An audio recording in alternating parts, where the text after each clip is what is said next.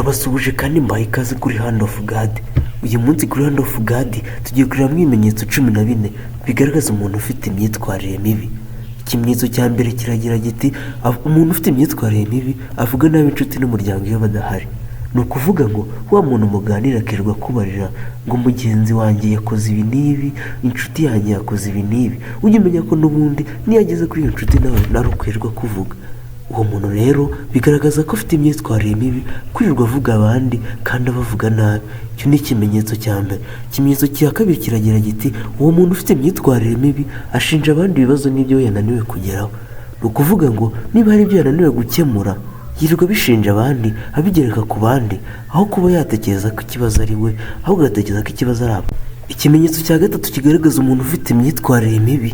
Umuntu ufite imyitwarire mibi yitwara mu buryo bumwe mu ruhame, ariko yagera ahantu ari wenyine cyangwa se mu buzima bwe ukwe akitwara ukundi kuntu. Ni ukuvuga ngo bene uyu muntu bisa naho afite ubuzima bubiri, ubuzima bwo mu ruhame abantu bazi muri rusange, ubuzima sosiyete izi, ariko akagira n'ubundi buzima bwihariye. Ni ukuvuga ngo we bisa naho abayeho ukubiri, ubuzima abantu bazi, sosiyete izi, cyangwa se n'abandi bantu muri rusange bazi, hakaba n'ubundi buzima bw'ibanga yihariye ku giti cye. Ikimenyetso cya kane kigaragaza umuntu ufite imyitwarire mibi. Umuntu ufite imyitwarire mibi ngo ntabwo yubahiriza amasezerano kandi ntawamwiringira. Ni ukuvuga ngo niba musezeranye ikintu ntiyacyubahiriza. Iki ni ikimenyetso kigaragaza umuntu ufite imyitwarire mibi. Icya gatanu kigaragaza umuntu ufite imyitwarire mibi, batubwira ko umuntu ufite imyitwarire mibi yumva ko arusha abo bari hafi agaciro cyangwa ubwenge. Ni ukuvuga ngo yiyumvamo ko ntawe umurusha agaciro cyangwa ubwenge. Ni ukuvuga ngo aba ari umwiyemezi muri rusange, yumva ko arusha abantu bose agaciro ndetse n'ubwenge, mbese nyine n'ubwiyemezi niko twavuga. Iki cyari ikimenyetso cya gatanu kigaragaza umuntu ufite imyitwarire mibi.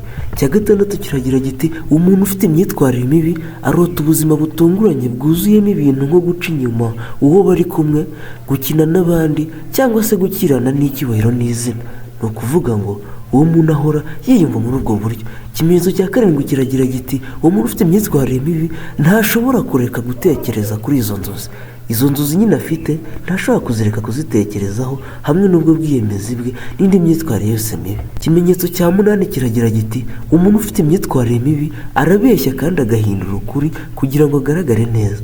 Ni ukuvuga ngo wa muntu ufite imyitwarire mibi ahora abeshya kandi ukuri ntashobora kukuvuga uko kuri, ahubwo agerageza kuguhindura akiyongereramo ibye, kandi ibyo ntabwo biba ari byiza. Iki cyari ikimenyetso cya munani gishobora kwereka umuntu ufite imyitwarire mibi.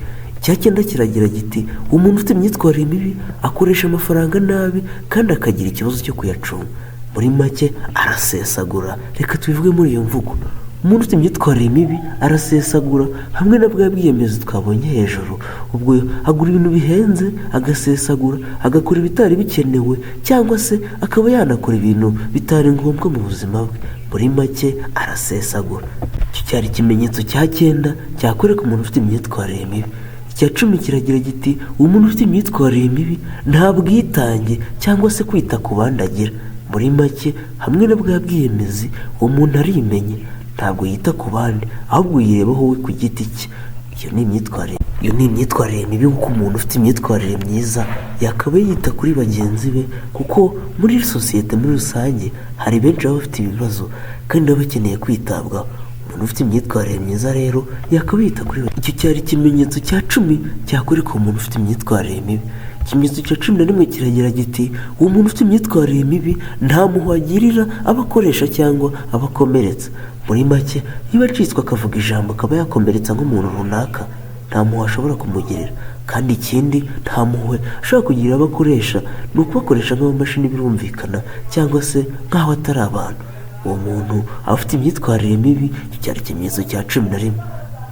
Kuko muri iyi sosiyete uba ugomba kugira umuntu impuhwe, kandi impuhwe ari amwe mu marangamutima aranga umuntu ndetse n'ubumuntu.